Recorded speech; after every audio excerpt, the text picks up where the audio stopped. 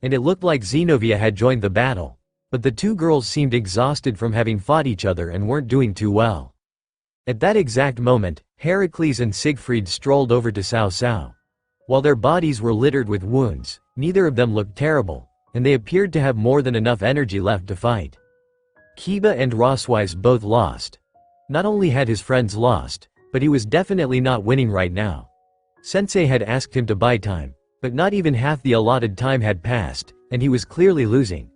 His body was littered in cuts that hissed and smoked. Asia couldn't heal him because she was busy trying to save Kiba and Roswise, both of whom clearly had life-threatening injuries. What's more, a loud roar made Issei look at the battle between Saji and Yasaka. Saji, or rather, Vitra, had become entangled in the Kyuubi's 9 tails and was roaring in pain. It looked like even he had lost. Mother, please wake up. Don't do this, Kuno was screaming as she tried to plead with her mother to stop. But the Kyuubi leader wasn't even looking at her as she slowly crushed the life out of Saji. What should I do? A sense of helplessness overcame Issei as he realized he might not be able to give Sensei the time he requested. He felt pitiful, pathetic. He'd been training so hard to protect his loved ones, but all that training had amounted to nothing. Tears of shame poured from his eyes as he realized how hopeless his situation was. He couldn't do what Sensei asked of him.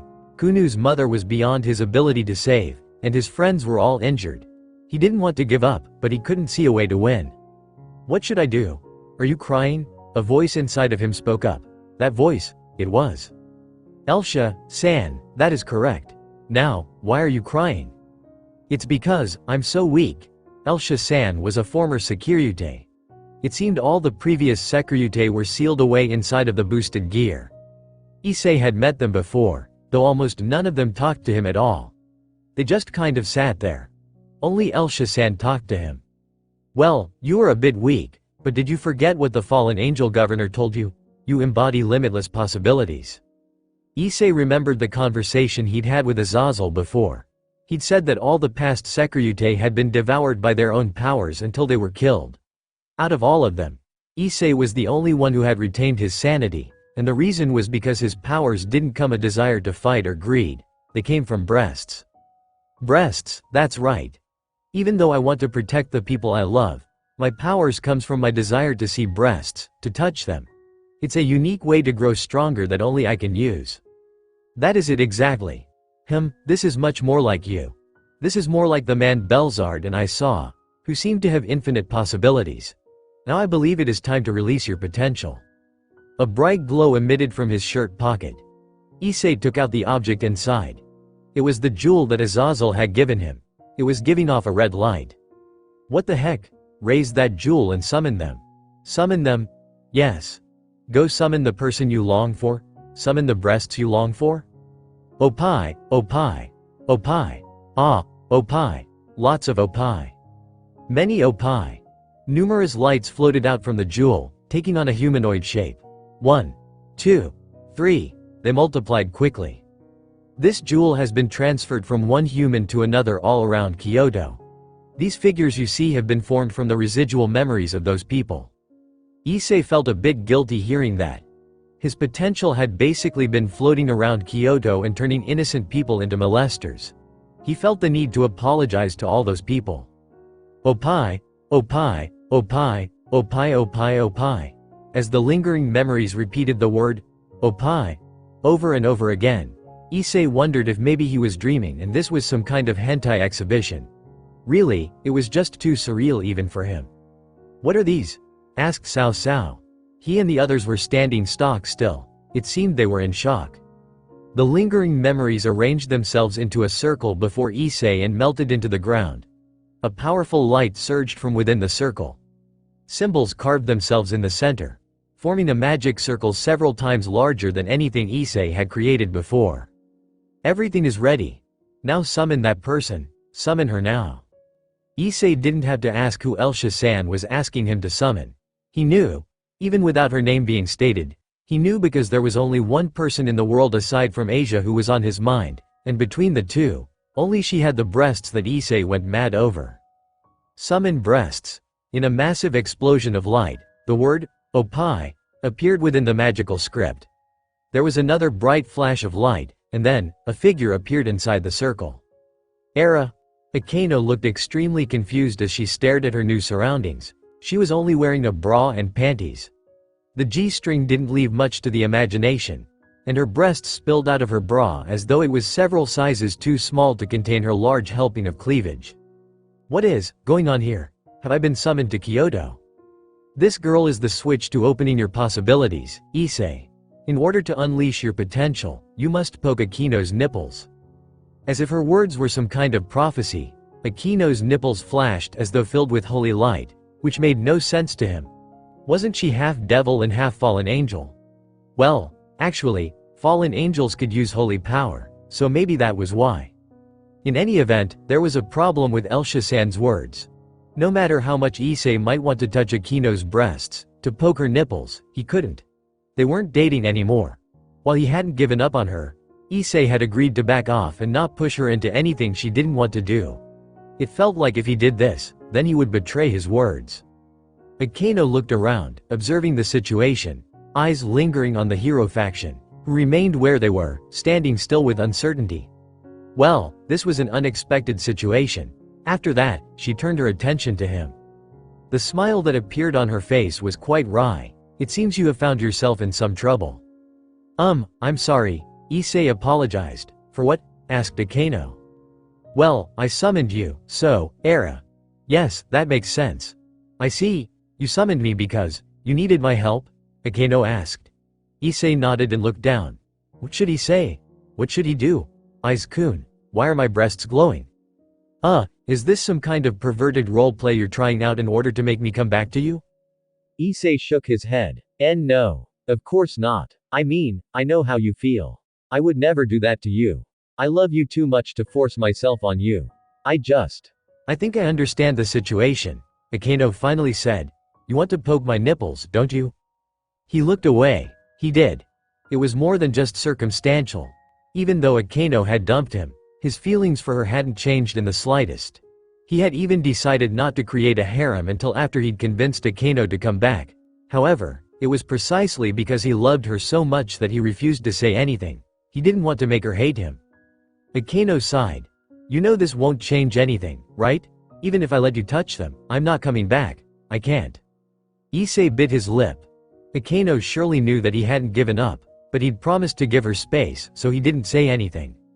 With another sigh, Akeno's smile turned more genuine as she undid the clasp on her bra and revealed her breasts. Issei was almost blown back by a nosebleed. Not only was he staring at the familiar breasts of the woman who had taken his and Asia's first time, but they were emitting a faint glow. You can touch them.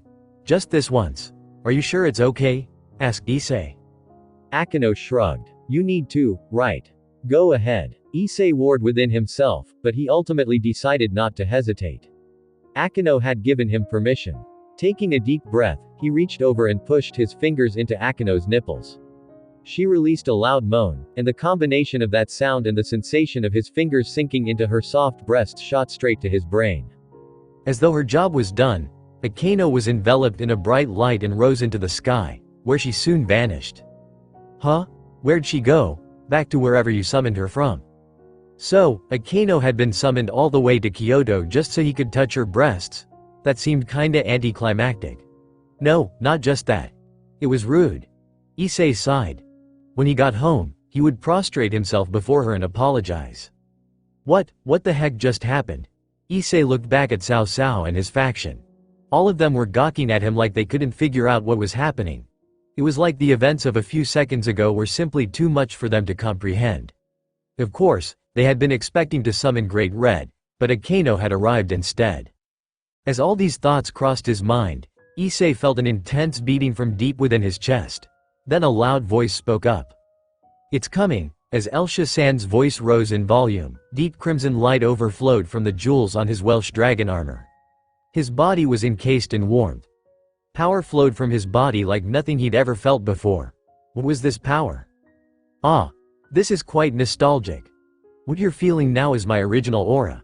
It feels like the time when I still had my material body, when all I cared about was fighting the White One. Diedrich seemed quite happy. Issei didn't really understand everything his partner was saying, but if it made him happy, then it couldn't be a bad thing.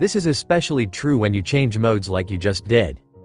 D, do you think it will get easier? I suspect that once you get used to your power, the amount of stamina you consume will be lessened. Oh, good, I don't want to feel this way every time I do this. Me neither.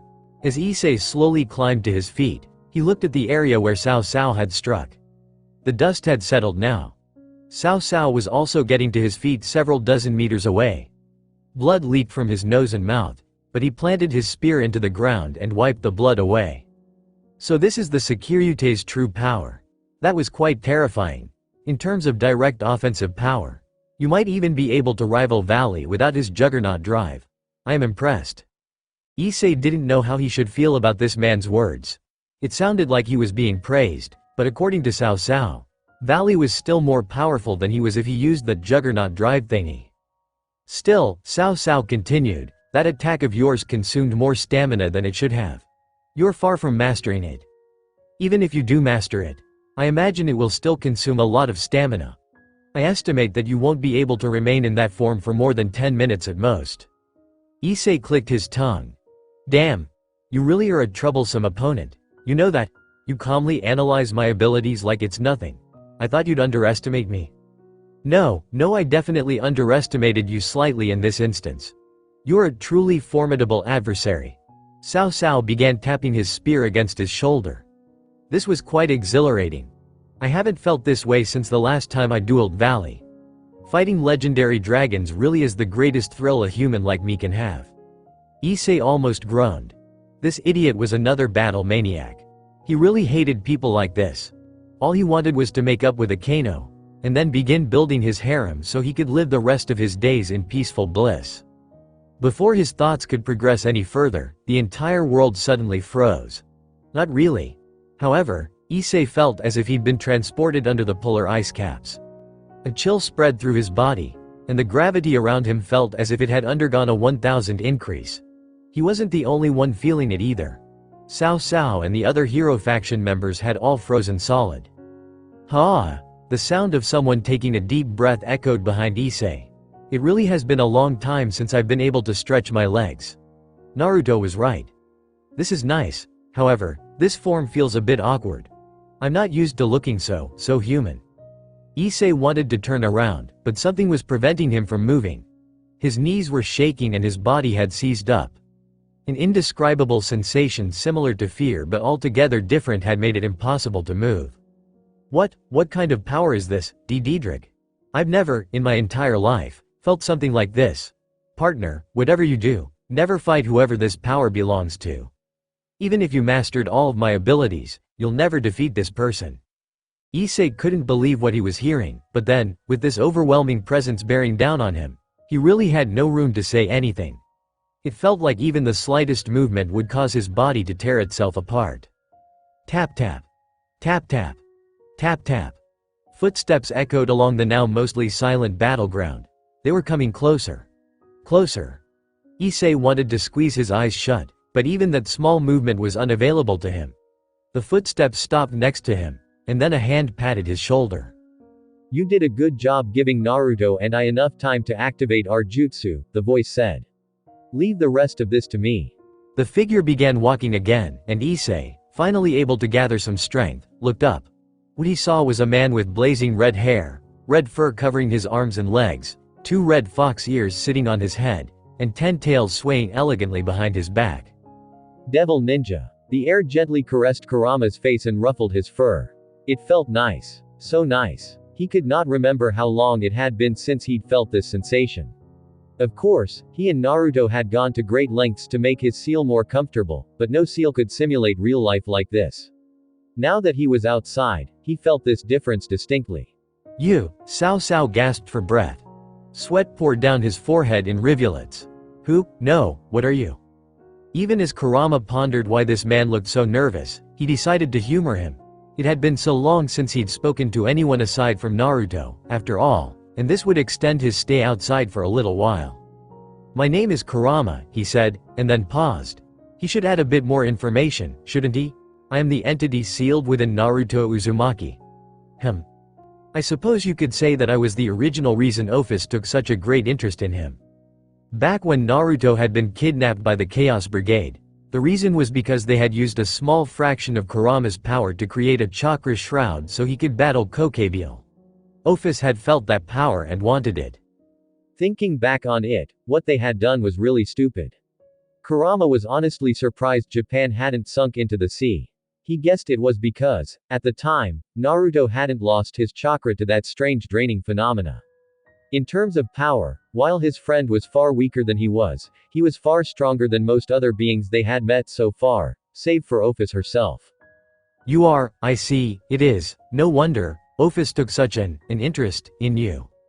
Cao Cao stabbed his spear into the ground and used it to pull himself up. He leaned against it like a man who was on his last leg. Once more, Kurama couldn't help but wonder why this man had trouble standing. Surely his fight with Issei hadn't been enough to so thoroughly exhaust him? RRAAAAGGGHHH. A scream interrupted them. Kurama turned his head as Heracles rushed toward him. The man's eyes were wide and bulging, drool leaked from his mouth, and he had raised his hand as if to smash Kurama's face in. Fear had overwhelmed his ability to comprehend what was happening. It hadn't given him any strength, but it had overridden his thought process. Perhaps this was what happened when a human couldn't accept what was in front of them. Heracles, don't, Cao Cao tried to shout. Kurama clicked his tongue. Annoyance, disappear. Striking Heracles with a trickle of his power, Kurama watched with an impassive gaze as the man exploded into ash. Everyone else stared at the spot in shock. Cao Cao's eyes had gone wide. Jean, Siegfried, and Georg were gawking as they stared at the spot Heracles had been standing on. Kurama looked at Georg. If you do not stop that ritual this instant, I will destroy you the same way I destroyed him. It was not a request, or even a command, it was just a statement. Georg, stop the ritual. Cao Cao, are you sure? Yes. Cao Cao stared at him instead of Georg. Even I am not willing to fight against this creature. It looked like it was becoming easier for them to talk. Kurama watched and waited as the magic circle surrounding Yasaka stopped glowing. The Kyuubi leader of Kyoto had already ceased moving the moment he'd appeared, but now it just stared blankly at nothing. He tilted his head. He didn't think she was brain dead, but perhaps something else was keeping her from speaking. Kurama turned away from Yasaka and glanced at something off to his left. You two. Stop hiding and come out. It seems we've been found out. A small gap in the sky, like a distortion in space, appeared and two figures came out. One of them was a slender dragon with green skin and glowing eyes. It had no arms and no legs. That said, it did have large wings on its back. That's the mischievous dragon, Yu Long, Cao Cao shouted. Kurama filed the name away, but most of his attention was on the smaller figure who'd walked out. He dropped from the gap in space, landed a short distance away, and approached Kurama with small steps. Tiny. That was the first thing that came to mind. This being was short, about the height of a young child. He had brilliant golden fur and a face lined with wrinkles. He carried a staff in one hand, prayer beads lined his forehead, he wore shades, and he was smoking a pipe. It was an incongruous appearance. A tail was growing out of his back. You are quite the powerhouse, the old monkey yokai said as he stared at Kurama. I never imagined there'd be someone with this kind of overwhelming power living in our world. The Buddhists are going to have a field day. What is your name? My name is Sun Wukong. Kurama nodded. You must be the reinforcements Azazel spoke of. I am indeed, though. He glanced at where Heracles had been. It looks like you don't really need my help. Kurama shrugged, prompting Sun Wukong to glance at Cao Cao, still leaning against his spear. It's been a while, hasn't it? Looks like you've grown up a bit. The great victorious fighting Buddha. I never imagined you would be confronting us as well. I hear you've been demolishing our bases and ruining our plans all over the world. Sun Wukong narrowed his eyes. I hope you realize how much trouble you are in. It took a lot of work for me to convince everyone to have these talks with the Kyuubi leader on behalf of the Heavenly Emperor. And then you went and kidnapped her. I am not pleased. Ah ha ha, Cao Cao laughed, but it was strained. I suspect you would not be, but you can't expect us to just not take such an opportunity when we are presented with it. Sun Wukong sighed as though tired, and then, without any warning, he extended the staff he held, smacking Cao Cao in the chest with one end. The Longinus user was lifted off his feet. He flew through the air and crashed to the ground, coughing up several globs of blood. "Do not try my patience, boy. I am not in the mood." Kurama let the situation play out. He wasn't interested in any of this. He only had one job to do. "Kuno." "Why yes." Kurama turned to the little girl, who'd been gazing at him with wide eyes, and gestured her to him. She looked at the others. Asia, Kiba, Irina, Roswise, and now Xenovia all looked unsure themselves. This is the Kurama sealed inside of Naruto, right?" Asia said, smiling with uncertainty. "It should be, okay, right? I will not harm her." Kurama frowned. What did these people take him for? He wasn't a monster. Damn it. "I am merely here to help Naruto fulfill his promise. We're getting your mother back." At those words, Kuno perked up. While she didn't lose all of her hesitation, she did trot over to him. Her desire to see her mother return safely overriding whatever fear she had of him. The others looked like they wanted to stop her, but they couldn't move. "I wonder why no one seems capable of moving except that monkey and the dragon." "I think it's your aura. It's kind of overwhelming, you know." Kurama frowned as Kuno stood before him. "But I am suppressing my aura." "Yeah, well, it's still leaking out. I imagine you can't suppress it enough." TCH. Annoying. Speaking out loud, he said to Kuno, "Follow me. You're the only one who can bring your mother back." Kuno nodded and followed Kurama as they walked over to Yasaka, whose fox form had gone slack. The Kyuubi leader was staring at Kurama with blank eyes. It was like she recognized he was a threat, but her mind wasn't cognizant enough to deal with him. Kurama looked down as Kuno bit her lip. What happened to Naruto? "He is still here." Kurama placed a hand against his chest. "He and I have currently traded places. Do not worry, he'll be back. This jutsu only lasts 10 minutes. "I see." Yasaka's fox form really was quite big. Kurama would say her fox form was about as big as his had been. Maybe a bit smaller, and it was more slender. He supposed that meant her fox form had a sense of femininity about it, though he was no master on such subjects. "Call out to her," Kurama instructed as he placed his hands on Kuno's shoulders.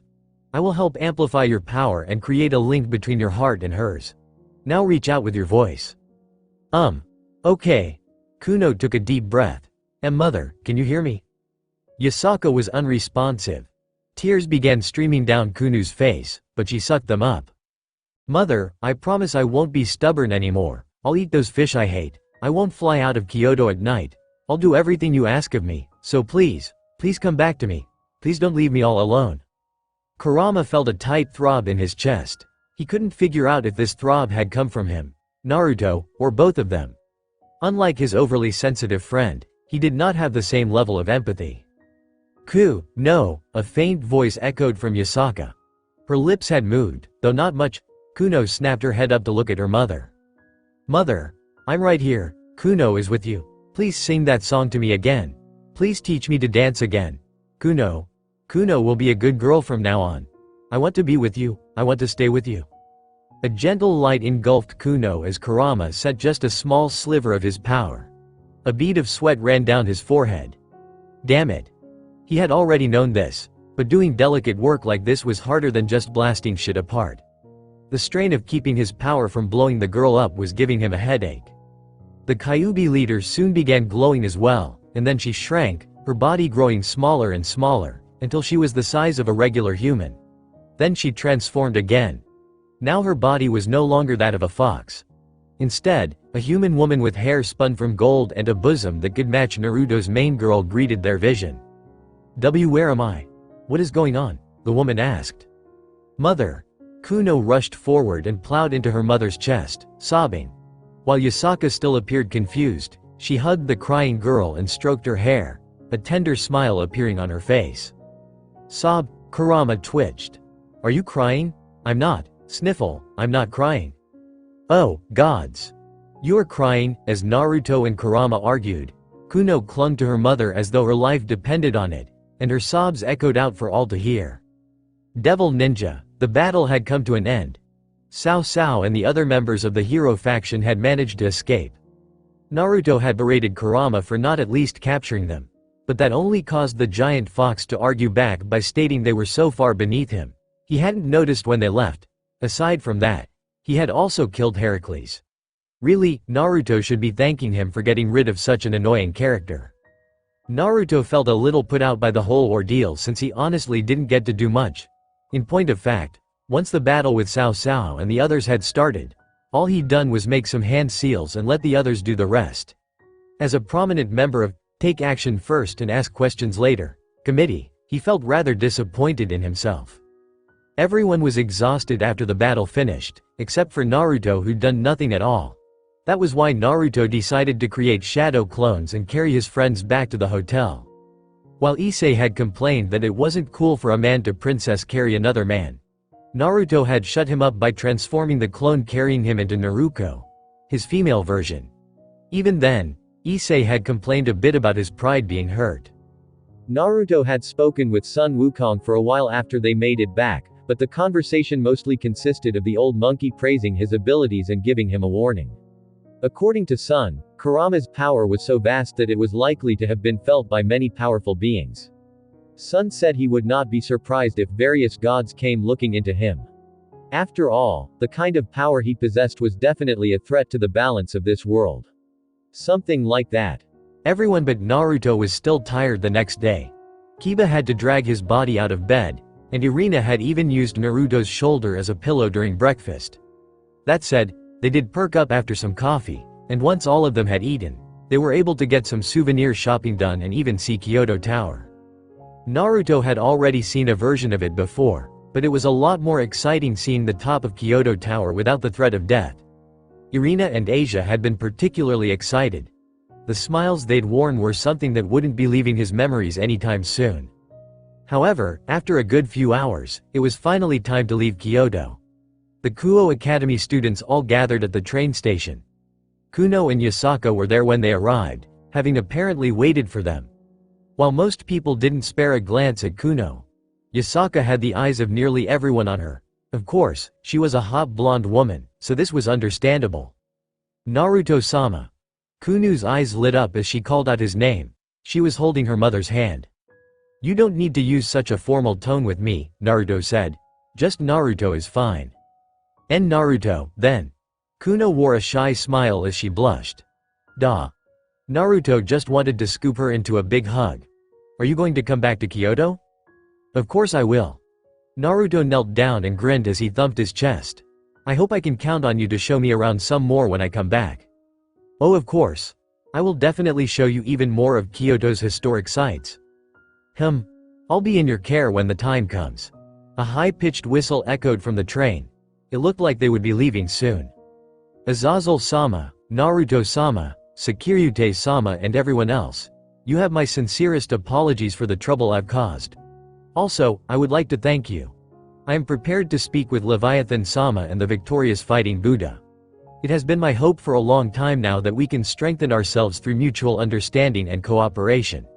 I do not wish to see Kyoto terrorized again. I'll leave everything to you." Then, Azazel said with a smile as they shook hands. Just before they could let go, Seraphal placed her hand on top of theirs. "Ufufu, we might be returning home for now, but later on, Yasaka-san, the monkey Oji-chan, and I will enjoy the sights and sounds of Kyoto together." There wasn't much more time to exchange pleasantries, so after saying their goodbyes, everyone climbed onto the bullet train. Kuno was still on the platform. As Naruto looked out the window, he found her waving at him. With a smile, he waved back, causing her to wave her hand with even bigger motions. She looked like a human windmill. "You really do have a thing for kids, huh?" asked Irina. "I've always liked kids," Naruto admitted as he scratched his head. "But I think a part of that is because I never really had much of a childhood myself. I was pretty hated growing up. Nobody would give me the time of day, and I was always alone. At some point, I decided that I wanted to have a big family with lots of children. However, devils apparently have a low birth rate." He smiled at her, and though it was not bitter, he did feel a bit sad. "I guess a part of the reason I'm so soft on them is because I feel like spoiling and pampering them makes me feel a bit like a parent." Irina's eyes were wide as he spoke. Standing beside her, Zenobia, who would be traveling with them to Kuo, cupped her chin. "I had no idea," Irina muttered. Naruto shrugged. "Most people don't. I think only Rias, Ravel, and Kaneko know this about me. Well, now you do too." The bullet train doors soon shut, and there was a loud squealing as it began moving down the tracks. Kuno was still waving to them as she ran along the train. Naruto masked his frown when he saw that she was crying. A lot had happened during these past 4 days, so he guessed it made sense that she'd be sad by all this. Kuno was still just a kid, after all. As the train began picking up speed, a loud cry went out. No! Everyone turned around to find Issei clawing at the door as though he wanted to pry it open. While Asia and Irina wore looks of shock, Kiba looked rather bemused, while Xenovia just seemed contemplative. There was a strange gleam in her eyes as she stared at Issei. "What's wrong, eyes?" Naruto asked his friend. Issei turned around and, with tears streaming down his face, he grabbed onto Naruto's shirt. "I forgot to ask Yasaka-san to show me her breasts as a reward." As a trail of sweat ran down Naruto's scalp, he realized that no matter how powerful his friend became, some things about him would never change. Well, he supposed that was a good thing. Chapter 38 We only sell hentai. I am not going to post this chapter as it violates YouTube guidelines.